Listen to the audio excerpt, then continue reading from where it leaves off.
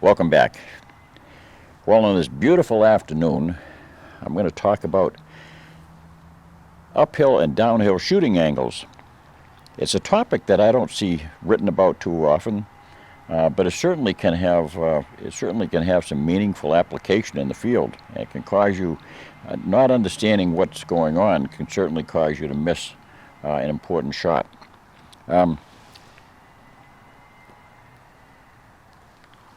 I was about 16 or 17 with my 222 Remington.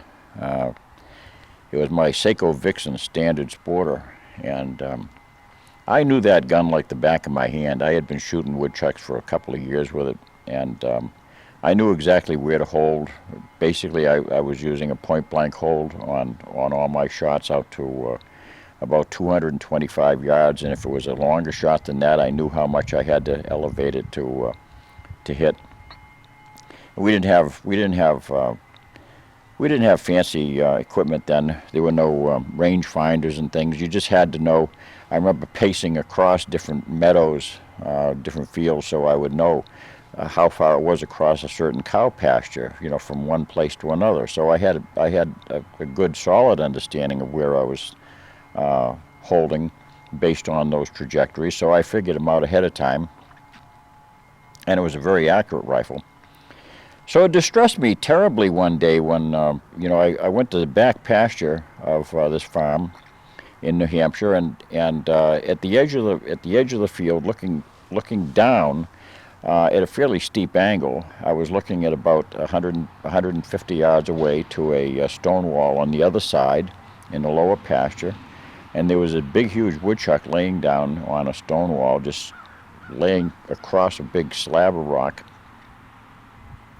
in the sun, and I got down to a solid prone position, shooting downhill, very comfortable, and it was an easy shot. It was like I say, it was 125, 150 yards, and I held the crosshairs right in the middle of his body as he was laying down.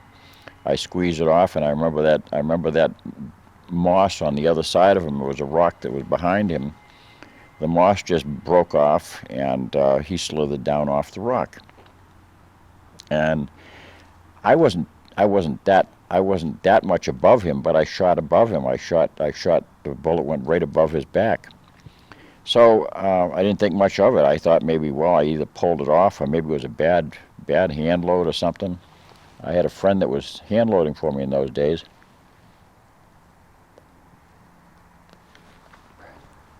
They were, I'll never forget the load. It was IMR 4198 driving a 50 grains semi-point Sierra bullet, and it was devastating on woodchucks at those velocities, 3,150 feet per second or so, muzzle velocities. But that semi-pointed bullet was very, very hit hard. So I was really upset not really upset. I kind of blew it off at that age. I figured, another day, another woodchuck. But a couple of weeks later, I did exactly the same thing with the same exact woodchuck in exactly the same place. He was laying on that same rock, and I had the same position, and I held just as carefully as I possibly could, and I squeezed that nice 2-pound trigger off on that Seiko, and I called my shot. The crosshairs were right in the middle of his body, and again, the bullet just landed, it splashed right off that moss right behind him. That kind of bugged me, and I guess I didn't think anything more of it. I don't remember talking to anybody about it, But then a number of years later, this was in the 80s, I had a similar shot present itself.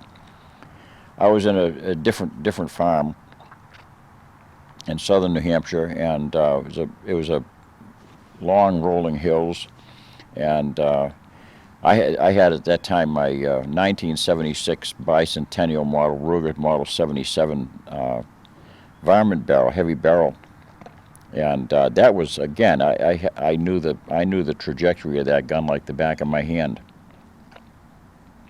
And again, I had the midpoint trajectory set for about 2.5 inches, midpoint of I can't remember now. I probably had that sighted in for you know 280, 265, 280 yards. I can't remember what it was now, but I knew that if I held dead center on that woodchuck, I was gonna squeeze off and have a dead woodchuck. I'd shot many over the years with that gun. Well, I was with a late friend of mine, and he was watching with his binoculars, and I was shooting at a woodchuck. This downward angle was probably about a 35 or 40 degree downward angle from off the crest of one pasture, and we were laying there on our bellies in the grass. And it was a nice day. It was a simple shot. I had a sling position, prone. I had all the time in the world to squeeze it off as he was just laying there out in that grass, and he was only about maybe several feet from his hole, and I squeezed it off, and he just, because I didn't see the bullet land like that. You don't see a 22-250 land when you're shooting a 16 power scope, but he was quick to advise me that I had missed, and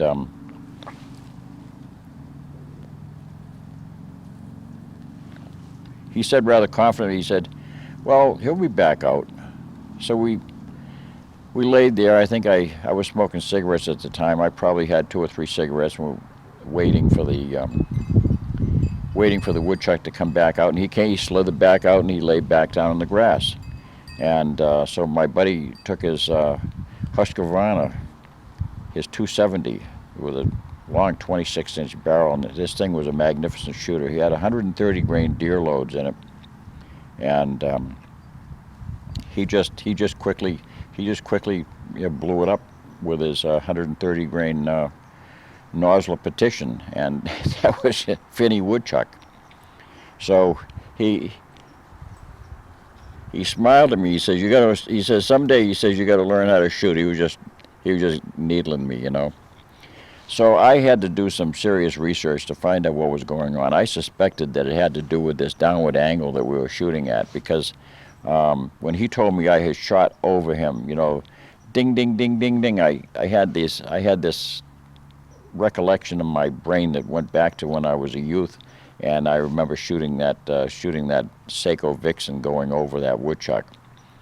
So sure enough, I went home and I cracked open my Sierra loading manual. I think it was the 2nd edition of the loading manual. I still got a copy of that, and I'll give you the data that I derived from it. And sure enough, I could see why I had on those 3 different occasions why I had missed different woodchucks, and it was simply because my bullets were sailing right over their back.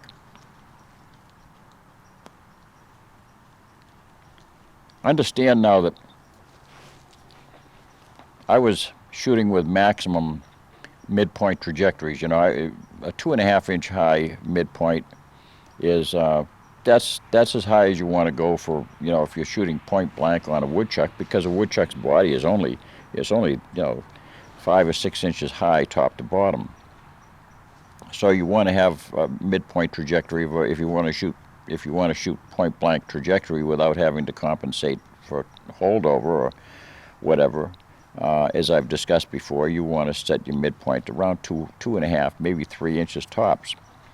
Well, that's what I had done, and that was the reason, was because I was already on the edge of the envelope, and so when I was holding dead in the middle of his body with that 16 power loophole scope, I was just simply going right over him by an inch or 2. And that's probably what you have to remember. We'll talk about facts and figures, but that's basically what you have to remember. If you're shooting a rifle that has what I would say is a modest mid-height, midpoint trajectory of, say, if it's large game you're going after, and if you're the average guy who sights in with at the bench at 100 yards, and you're sighting in your gun to shoot, 2 squares high, 2 inches high, or maybe 2.5 inches high, or something like that. That means your midpoint trajectory on even a flat shooting rifle like a like a 270 or 165 grain 3006 or something, your midpoint trajectory is going to be somewhere between about 3 inches to 3¾ inches or something like that. So you've got some wiggle room if you're shooting uphill and downhill. If the bullet should go high, you're still going to hit high on his body. You're still going to put it into the boiler room. But if you're a person who, as I have done very frequently, it maximizes your trajectory for open plane shooting, such that your midpoint trajectory is around 6 inches high or something. That's a trajectory height that's like this. Well, if you add any inches to that, you can put the bullet right over his back. So if you're working well within the envelope of a gun's flat shooting trajectory, you're not going to have an issue, because any gain in trajectory height is going to still put you on target. But if you're working at the edge of the envelope, you have to know what's going on. Now, some of this stuff is, I would say that you really have to kind of know how to do it. Like, a pool player, applies a little bit of English just by his gut, by the seat of his pants. That's what it's about in the field for the most part. You're not going to have a chance to whip out your trusty calculator in some situations. In most situations in the field, that's just not applicable. You're probably not going to want to have all kinds of data taped to the side of your stock, because it still involves knowing your range, and you're probably not going to have a chance in many field situations to pull out a rangefinder. So, if you have access to all that stuff, if you got your rangefinder, and you can open up your Strelok application on your phone, and you can plug in the numbers and your angle of elevation, negative or positive angle.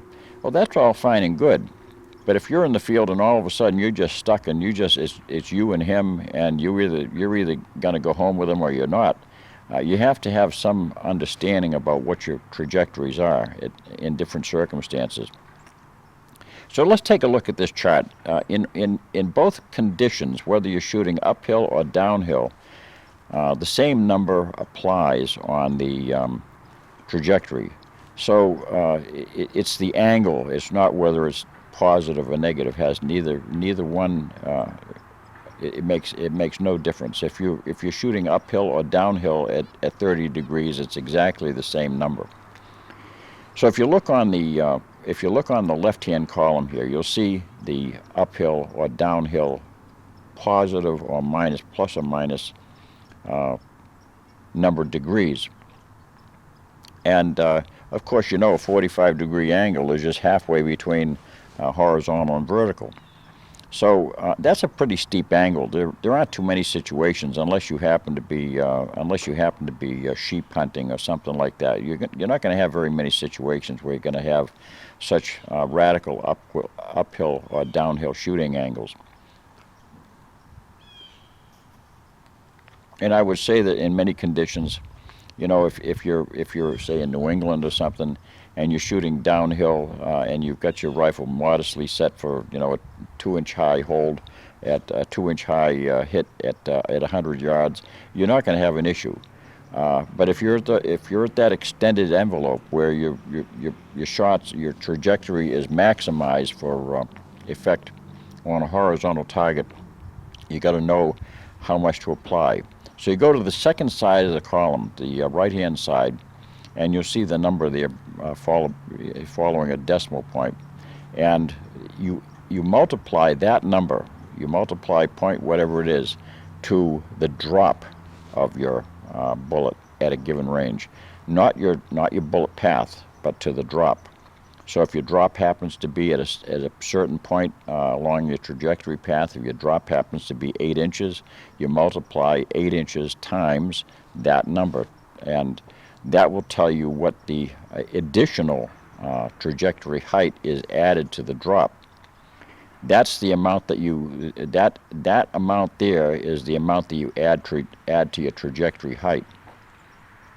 So if your trajectory height happens to be at whatever given range, if your trajectory height happens to be 4 inches, and the difference that you have to add is 2 inches, you now have a 6-inch height of your trajectory that's no longer 4 inches, now 6 inches. You have to add those 2 inches to your trajectory path at that range. So it's as simple as that. What's not so simple is memorizing it. It's a matter of just kind of having it kind of instilled in your consciousness that you have to just depress the crosshairs down into your target and hold a little bit lower than you normally would. Never holding off unless you're in an extreme situation, you would never hold off your target. I never advise, like I mentioned, Jack O'Connor used to say, always shoot at the game, and if that doesn't work, shoot someplace else. So that's what you always do. But that's all there is to it. You can copy those numbers down that from this chart, and just take the ballistic figures for your particular rifle. It's simple enough to do. Go to a ballistic chart and just see what your drops are at different ranges. What I recommend that you probably do to get a better idea is to I use Strelok. It's a free app, and you can get the upgraded version if you want. But there's many different ones out there. You can use the different ballistic calculators online. The Hornady ballistic calculator or whatever, and apply those angles and see what they are at different distances, and you'll be greatly surprised. So you'll see that if you are not working with maximized trajectory heights, you really don't have to worry if you're staying within normal standard hunting ranges. You will notice that it has the effect of stretching your trajectory out, because as it's raising the trajectory height at any given range when you're shooting uphill or downhill, it's raising your trajectory height from what's called the line of departure. I spoke in 2 or 3 videos ago about your bore line. That's what your line of departure is. So your bore line is that line that goes out infinitely right down the middle of your barrel. And that's the point where your bullet drops from at no matter what the angle is. It's always dropping from your bore line, and even if you're shooting downhill, it's dropping from your bore line. But when you're shooting at positive or negative angles, the drop is not as great at those respective distances. The reason why it does that, I don't know if I need to go into this, but the reason why it does that is because your bullet drops in relation to the gravitational pull of the Earth, and the Earth is straight below us. And if you're shooting straight up and down, the bullet goes up, and the gravitational pull is straight in line. When you're shooting horizontally, it's pulling this way. There's a more pronounced pull on the horizontal than there is on the vertical. So if you can kind of keep in mind that when you're tossing a coin straight up in the air and you're catching it, it's just strictly going straight up and down. So there's more is a positive gain whether you're shooting uphill or downhill. So that's all I have to say. It's starting to cool off here a little bit. The clouds are coming in. So I'm going to call it an afternoon. I'm going to finish up my Molson Canadian beer here and finish my cigar. So thanks for watching. Don't forget to subscribe. I don't know where Benny is right now. And hit that reminder bell so that you'll know when I have another video. Take care and God bless.